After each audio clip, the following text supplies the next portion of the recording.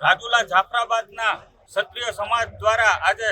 હજારોની સંખ્યામાં કલેક્ટર સાહેબને આવેદનપત્રમાં દેવામાં આવ્યું છે કે જે